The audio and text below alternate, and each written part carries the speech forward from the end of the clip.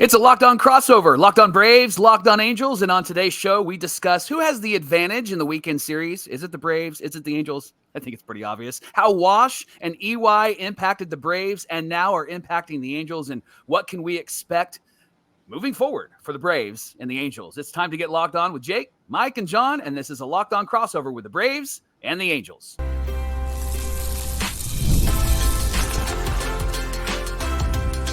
You are Locked On Angels, your daily Los Angeles Angels podcast. Part of the Locked On Podcast Network, your team every day.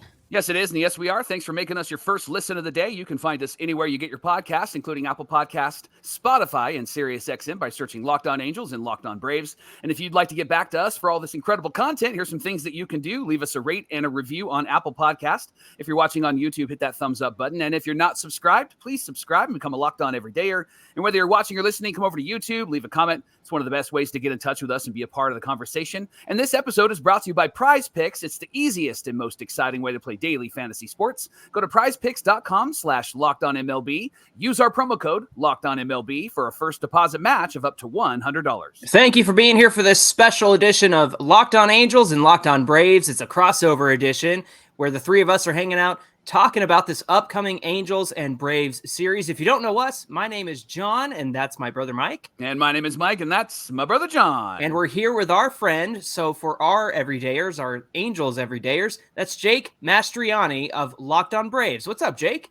Hey, what's up? Thanks. I'm glad to be on here. I love the Super Halo Bros. You guys do one of the best ones out there. I love listening to you guys. So happy to be on the show talking little Angels and Braves. Love it. Love it. Yeah, we enjoy your show so much as well. Now, if you don't know, we're here 5 days a week talking Angels baseball, talking Braves baseball, 5 days a week, every single weekday.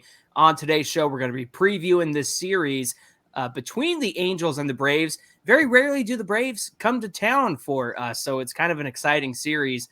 The only thing I'm scared of is Matt Olson and his ability to crush the ball to right field, which he did so many times as an Oakland A, and will probably do many, many times this weekend. But we've got a good little rundown for today's show, kind of getting into each team. Mike, why don't you get us started here? Yeah, Jake, why don't you start us and give us Angel fans all the things that we need to know about the Braves right now? Well, one thing you need to know about the Braves is it's been a rough season for them. You look at the record and maybe it doesn't quite look like that, but just injury-wise, I mean, you lose Spencer Strider the first month of the season. You lose Ron Acuna Jr. the second month of the season. You guys obviously know all about losing superstar talent. It is not fun at all, and they've just had injury after injury this season, and it just feels like they've been hanging on to a thread. They got off to a great start first 3 to 4 weeks of the season, but they've been a 500 to even a little bit below 500 team ever since then. So it's been a bit of a frustrating season, but still a lot of talent there. So expectations are still set for this Braves team, but they've really had to battle this year. They've had some regression, including Matt Olson, who you just mentioned. So Braves fans are probably going to be a little surprised to hear you talk so glowingly about Matt Olson, because it's been a bit of a rough season for him after the monster season he had last year. So hopefully that is the case and that he goes to Anaheim there and is able to crank out some home runs. And he has been better as of late, and the offense has been better as of late. But we get Michael Harris back the other day, and what happens in the same game that Michael Harris returns after being out for 2 months with a hamstring injury? Jorge Soler goes down with a hamstring injury. So it's been one of those frustrating years for Braves fans. And again, I know as Angels fans, you feel it too. Absolutely. Well, and if anybody's going to find a way, I'll say it this way. If you need to get right, then the Angels are the perfect get right team. And I know you guys are trying to hang in there on that wild card spot and keep one of those spots. And I know the Mets have been sniffing around. I know the Diamondbacks and the Padres are, they're closing in on the Dodgers. So that's a tight race there as well. But if you need to get right against the Angels, this is the weekend to do it. And I think that's what's going to happen here with the Braves. Well, we and Mike were talking beforehand. The one thing the Braves have struggled with this year is beating teams that they should. That's been a real issue. They played pretty well against teams above 500. I want to say they have the best record in the National League against teams above 500. It's the teams they should be beating that they haven't this year. And that's, again, what's also just been so frustrating about this season for the Braves. Interesting thought, because, Johnny, I know we talked on Locked On Angels.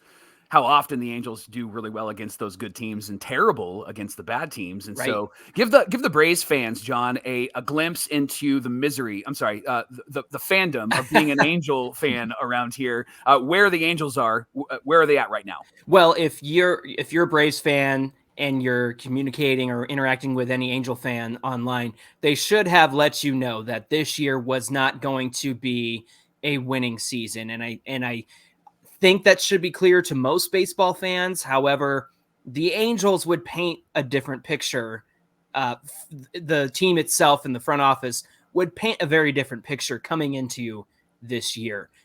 For us, Mike, you and I included in Angel fandom, it was a year of growth. It was a year to see what these guys have. It was a year to see what a full season of Zach Neto looks like, or a full season of Logan O'Hoppe. Heck, even Joe Adell, who hasn't quite had a full season's worth of at-bats and plate appearances before 2024. So give him a full season as well. And there was some hope that perhaps, and Mike and I kind of aimed at, hey, if it's 500 for this team in 2024, then that's a winning season. That's a good season for this young team on the come up. However, they're not going to reach 500. And once again, we've seen extended absences from Anthony Rendon and Mike Trout. Oh, and I forgot to mention their two-way superstar player, Shohei Ohtani, went to the crosstown rivals, not division rivals, but crosstown rival Dodgers. And so that was a big loss as well. So our curiosity at the beginning of the season was, how are these young guys going to step up and fill that void? And to some extent, I think they've stepped up pretty well. And what keeps Angel fans tuning in night after night, week after week, is seeing the growth of these young players and seeing their growth under somebody like manager Ron Washington, who Braves fans know all too well. And he has been a gift. And if any Angel fan tells you otherwise, don't listen to them, because we are so grateful that the Braves allowed Ron Washington to take this managerial job in Anaheim for sure.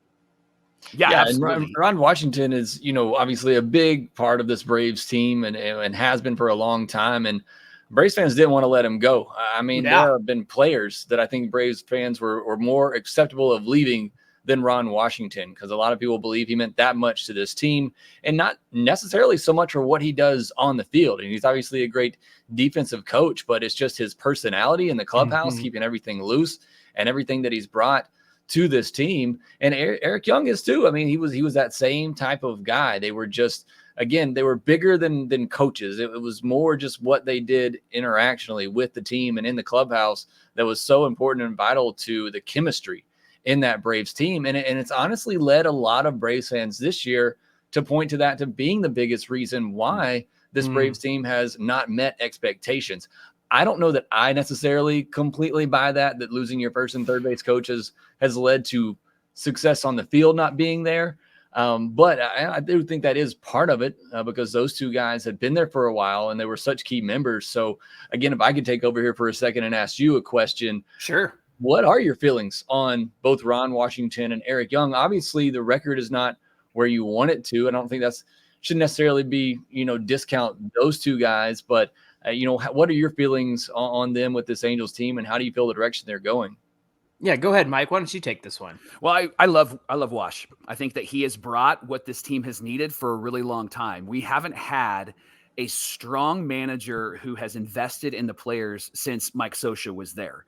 And with Brad Ausmus and Phil Nevin and Joe Madden, all of those guys brought in, and it felt like a half-built airplane, a half-built strategy. They didn't feel like they really knew what the plan was going to be. That's kind of how the Angels have operated for a long time. But the manager has brought in kind of like this, half-built puzzle, and hey, we'll figure it out.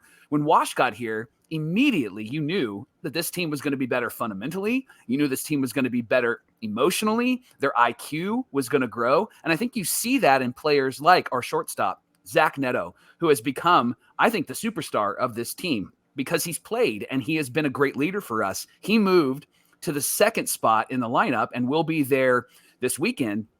And he requested that. He said, I want to be there the next time that there's an opening for that. And Wash loved that because that's the spirit that Wash brings, and he's really instilled that in Zach Neto. He was off on Thursday in the game, and Wash texts all the players, the lineup, and he got a long text message back from Zach Neto with all of the reasons why he should have played in that game. And it was one of those things as Angel fans that we just haven't seen in a long time. We haven't seen players rise to the occasion outside of a Mike Trout or a Shohei Ohtani.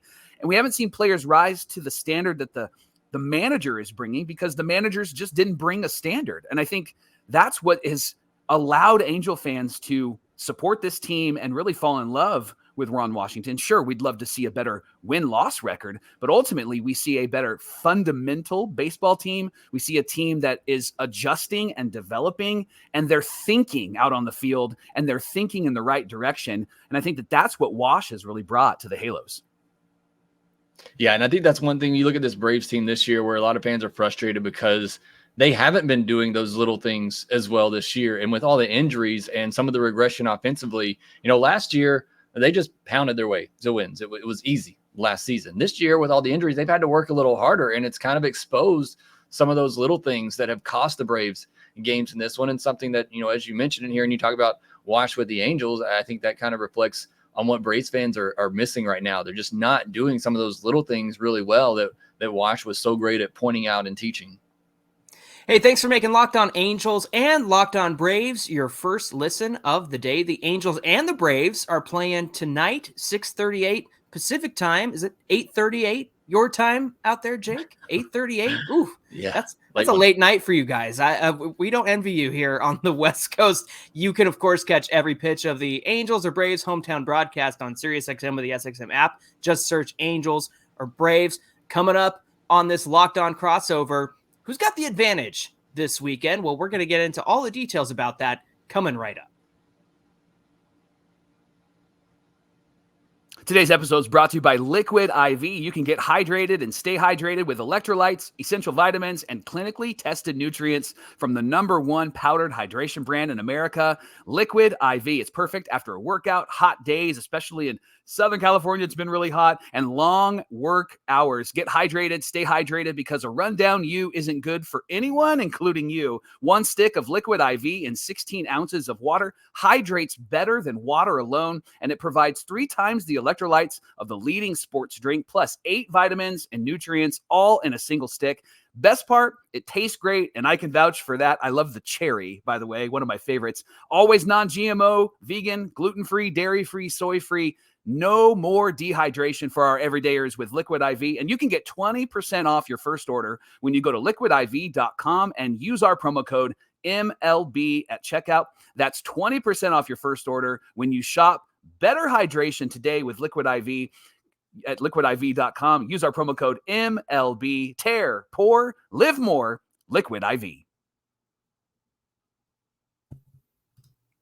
This is the Locked On Podcast Network, where it's your team every day. And everydayers, once you're done here with this Locked On Angels and Braves crossover, head on over to Locked On MLB with our pal Sully. He's going to get you ready for playoffs. He's going to be talking about all the stories around the baseball world. It's free and available on YouTube and wherever you get your podcasts.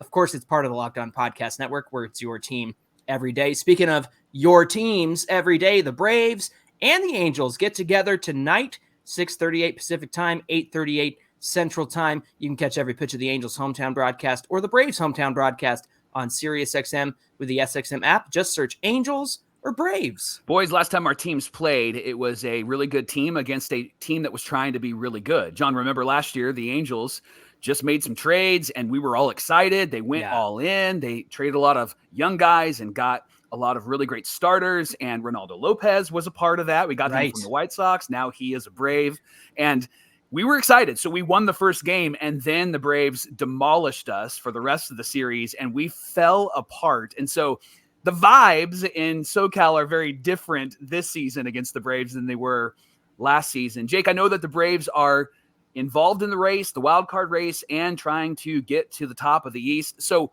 what are your expectations for the Braves this weekend against our Halos? I'm hoping to see a team coming out and continue the fire that they showed against the Giants. This is the team that is on a middle of a 10-game West Coast trip, and those can always be a little bit tricky no matter the competition. It's the final leg of that West Coast trip too. So, the players are looking forward to getting back home, but you hope that they remain focused here because you got a chance to win. And as I talked about earlier, they've struggled to win these games that on paper they should, and frankly, should dominate with the pitching that they have. And it's just, I am expecting them to come out, though, and just be focused and be energized. I know they lost on Thursday. They got shut out by Logan Webb, who was just absolutely filthy, and sometimes that happens. You run into a great pitcher like that, and it happens. But after losing a series in Colorado to the Rockies, they bounced back, won 2 extra inning games against the Giants, who were one of the hottest teams in baseball coming into that series, and then they blew them out on Wednesday before dropping the finale on Thursday. Otherwise, they were looking for the sweep. So hopefully that continues. I just want to see them hopefully be rejuvenated by seeing Ron Washington there, and hopefully that will make them play some cleaner baseball. As I mentioned, it's been a team all year that has really, they've had all the injuries, but also just gotten in their own way a lot. They just haven't done those little things. They've been waiting on that 3-run home run. It's been pretty much a home run or bust type of offense. And without Ronald Acuna Jr., I mentioned they've been without Michael Harris for a while, but he's back now. Ozzie Albies is out right now and won't be back until early mid-September. There's not a lot of speed in this lineup. So it really is home run or bust is what they have right now on this lineup.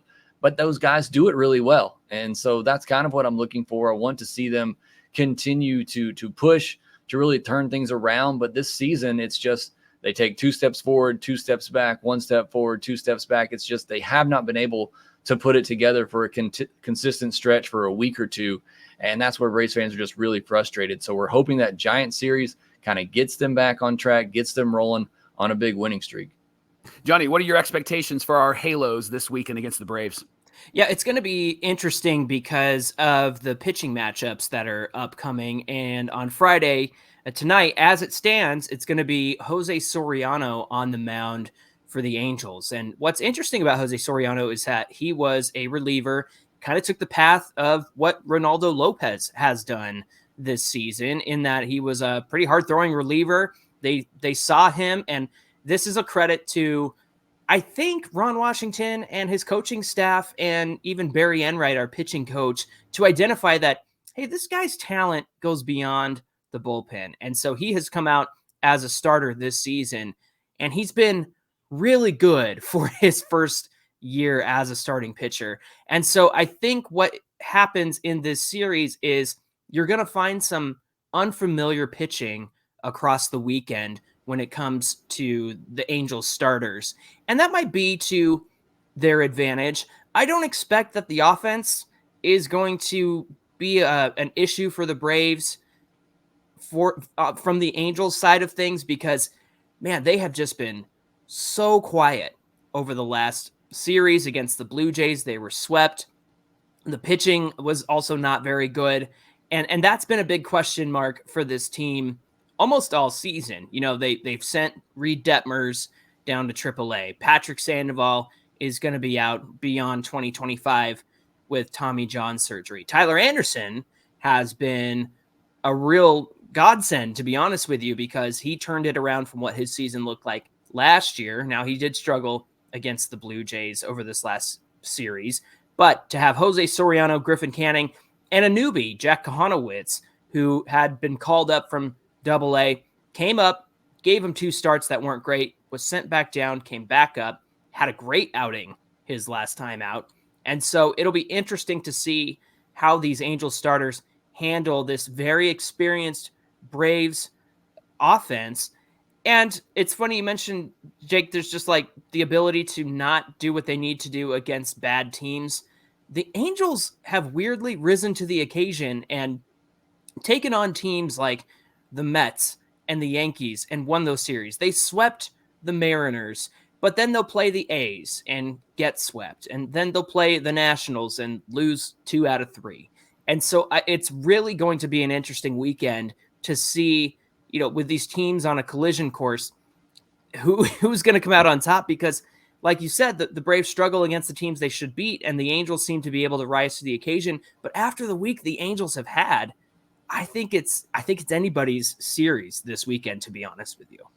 Yeah, getting into the pitching matchups a little bit more from the Braves' point of view, you're going to get Spencer Schwellenbach on Friday, and he has been really good this year. He had a little bit of a rough start early on in the first couple of starts, but he has taken off. He's got 6 pitches that he can throw. Whew. Really good. His last start was in Colorado. First time pitching, at that elevation, which can always be a little tricky for pitchers, and did really, really well. So excited to see him. The only thing on him, he only had 65 professional innings coming into this season. Wow. And he has already, pushed way over that limit. So I don't know how much the Braves are going to ride him here down the stretch, but he has been probably the best surprise of the season for the Braves. And then you're going to get Chris Sale on Saturday, who right now is the heavy favorite to win the NL Cy Young. And it's just a great story, not having thrown a lot since 2019 with all the injuries that he's had. And now he's looking like the old Chris Sale. And like I said, right now, you look at it on our friends on FanDuel, he is the heavy favorite to win the NL Cy Young if he can just finish things off here. So like that matchup. And then obviously the veteran Charlie Morton on Sunday, who's been up and down this year. He's coming off a good one, which usually means he's due for a bad one, but hopefully that's not the case. I have to admit, I snagged Schwellenbach on my fantasy team a couple of weeks ago, and I've been loving it. And it's nice because I drafted Austin Riley, and obviously he struggled to start this season, and he's doing better. It doesn't seem like a typical Austin Riley season, but to have a couple Braves in your fantasy lineup is never a bad thing. But I think what I would encourage perhaps Braves fans who are just, fans of seeing young up and coming stars this weekend, look to Logan O'Hoppe, look to Zach Neto, look to Jose Soriano, and even see how Joe Adell plays the outfield, because you've probably seen bloopers, you've probably seen gaffes in the outfield from Joe Adell, but he's been very solid. I think he has the most defensive run saves for any right fielder right now. So he's been very good this season. And it'll be fun to see a young team take on a competitive Braves team who has, the veteran experience and the guys who have been there before. It should be a fun matchup for these guys this weekend. This crossover is brought to you by PrizePicks. It's America's #1 fantasy sports app with more than 5 million members. And it's the most fun and exciting way to get in on all of the action while you watch your favorite sports and players. And you can get in on the excitement and win up to 100 times your cash with PrizePicks. You can make a pick of any sport, any player across basketball, baseball, soccer, tennis, golf, so much more in as little as 60 seconds. Just pick more or less on 2 to 6 player stat projections, and you're locked in. You can download the app today and enter our promo code LOCKEDONMLB for a first deposit match of up to $100. Again, that's LOCKEDONMLB, all one word, all lowercase, for a first deposit match of up to $100. And this Saturday, PrizePicks is hooking you up. They're giving you a free pick. Take Israel Adesanya to get more than a half significant strike in his title fight at UFC 305. It's free money, friends. So take advantage of it, everydayers. Join PrizePicks today. Pick more, pick less. It's that easy. Fellas, let's talk about expectations for the rest of the year. Jake, I'd love to hear your perspective of where the Braves potentially could go. I know with the injuries to Lopez and some of the other starters and trying to figure out, hey, how do we continue to move forward? Then we make some trades. We get Jorge Soler, and now he's hurt, right? And so it can be very, very frustrating. So what are reasonable expectations for your Braves everydayers for this Braves team moving forward? I mean, reasonable expectations, I think, is just making the postseason at this point with the hole that you've dug yourself in. And I think those should be more than reasonable expectations. I think even with the injuries, there's still talent here that this team should not miss the postseason, but they're very close to that being a reality. So I think reasonable should just be getting into the postseason. But I still believe in this team. I still think there is enough there for them to make a run. I mean, a lot of things has to go their way. And obviously, as always in October, you got to get hot at the right time. But I mean, you're still talking about a lineup who, you just got Michael Harris back. You have Austin Riley, Matt Olson, Marcell Ozuna, who's been one of the best hitters on the planet for over a year now. You have a good catching tandem in Sean Murphy and Travis d'Arnaud. You're still hoping to get Ozzie Albies back. I mean, this still can be a really good lineup. And, hopefully Jorge Soler's injury isn't significant. And you're talking about a lineup that's still 6-7 deep with really good hitters. And then a pitching staff that you have Chris Sale, who we talked about as the front runner to win the Cy Young.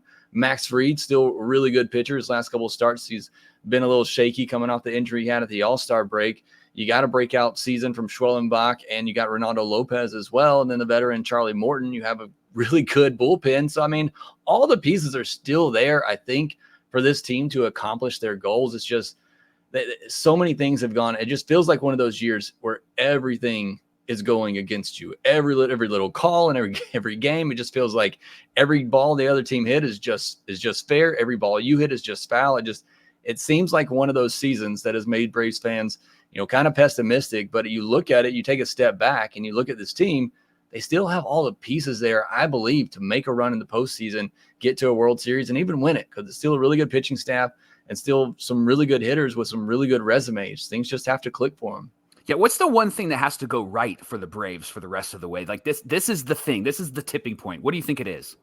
It's got to be the offense. I mean, the pitching has been there all year long, and the offense, like, you lose Ronald Acuna Jr., you know it. When you take Mike Trout out of a lineup, Yes. you know what it does. Yes. And you take Ronald Acuna Jr. out, a guy who, 40-70 last year, Wow. and you take that out of a lineup, it's going to hurt.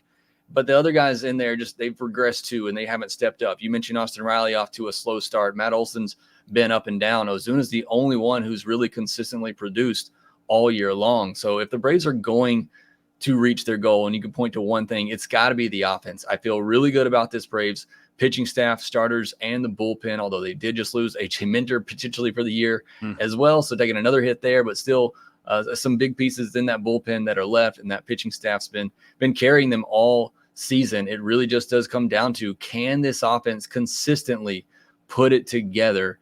And if they do that, then again, I still think they can reach their goals. John, what I'm hearing from Jake is that the Braves have had injuries, but they've had people that have stepped up and have figured it out. Yeah. And that doesn't seem to happen in Anaheim too often, although Kevin Pillar can be an anomaly for us, right? And so what sort of expectations should Angel everydayers, Angel fans have for this team for the rest of the year? And I want to say reasonable expectations, but sometimes we're not reasonable as Angel fans. So Right. What are your thoughts there? It's going to continue to be a figure out what you have kind of year. I think that having somebody like Kevin Pillar around this young guy, he's made such a great impression on the young team that I think that's probably the main reason why they didn't trade him at the deadline and get something back for him, because he's been valuable in the clubhouse. He's obviously been valuable on the field. That first month that Mike Trout was out and they picked up Kevin Pillar, he turns into Mike Trout, and he was insane. And so I think that he's had a really good influence on this young team. Mike, I think to let Braves everydayers know what Angel fans can expect the rest of the way, I think it's, like I said, it's going to be an assessment of what do you have and who are the pieces that are going to contribute to your future. And a big part of that is the Angels' #1 draft pick from this year, Christian Moore. Now, he's a second baseman, and I don't know if you know, Jake, but he's been tearing it up through the minor leagues so far. What was it, like 6 home runs in his first 10 professional games or something like that? And so he's quickly moved up through the system, and he's in AA. And everybody knows the Angels have a penchant for rushing these guys to the majors. They did it with Nolan Shonowell. They brought up Zach Neto at the beginning of last season. And I think that they might do the same thing with Christian Moore. My hope is that it's not so much to say, oh, well, Moore is definitely the guy at second base in the future, but more to get a look at the end of the season, kind of like when, the rosters don't expand as much as they used to, but kind of like the end of the season, like it used to be, where you had the ability to bring up a bunch of guys and give them a look and see what they look like. I think that that's going to be a big part of what the Angels do for the remainder of the season. Mike and I have been hesitant on calling up the Angels' #1 prospect in their system, Caden Dana, who's a starting pitcher, but I could imagine the Angels giving him a look and giving him a start out there, considering how many holes this Angels rotation has had all season long. And again, it's just to give these guys a look and say, there's some good things there. We can work with that. And there's a lot of potential there. So for the rest of the way, for the Angels and their fans, it's going to be assessing what they have. And unfortunately and fortunately, looking forward to 2025. Hey, thanks for making this crossover of Locked On Angels and Locked On Braves your first listen of the day. Now for your second listen, check out the Locked On MLB podcast with our buddy Sully. He has you covered baseball all the way till the Fall Classic and after. And so you can check out his podcast, available on YouTube or wherever you get your podcasts, part of the Locked On Podcast Network, where it's your team every day. Hey, if you want to give us, the Super Halo Bros, a follow, you can do so at Super Halo Bros on Twitter and Instagram. You can also follow our podcast at Locked On Angels on Twitter. And for our Angels everydayers, Jake, where can everybody find you on socials? Yeah, you can find me on social media at Shortstop Ball. Also, you can check out the podcast at LockedOn_Braves. Make sure you get that underscore in there. Somebody took the original one, but LockedOn_Braves on X. Love it, love it, love it. Appreciate that, and appreciate you joining us for this crossover. Mike, for our Locked On Everydayers on the Angels side, what do we have for Monday's show? Yeah, we're going to recap the weekend series against the Braves. We're hoping for a series win. I know Jake is not hoping that. He hopes that the Braves get the series win. Right. And then on Monday on Locked On Braves, we're going for sweep. There you go. And then Jake on Monday has Miners Monday. So for you Locked On Everydayers for Locked On Braves, check that out on Monday. So glad that everybody was joining us today. Jake, thanks so much for being a part of this crossover with us. We enjoyed having you. Yeah, thanks so much. Again, love listening to you guys' show. Really appreciate everything you do, and thanks for bringing me on. Yeah, thanks for being here, Jake. All right, friends, have a great weekend. And until Monday's show, my name is John, and that's my brother Mike. And my name is Mike, and that's my brother John. Everybody have a great weekend, and we'll see you back here on Monday.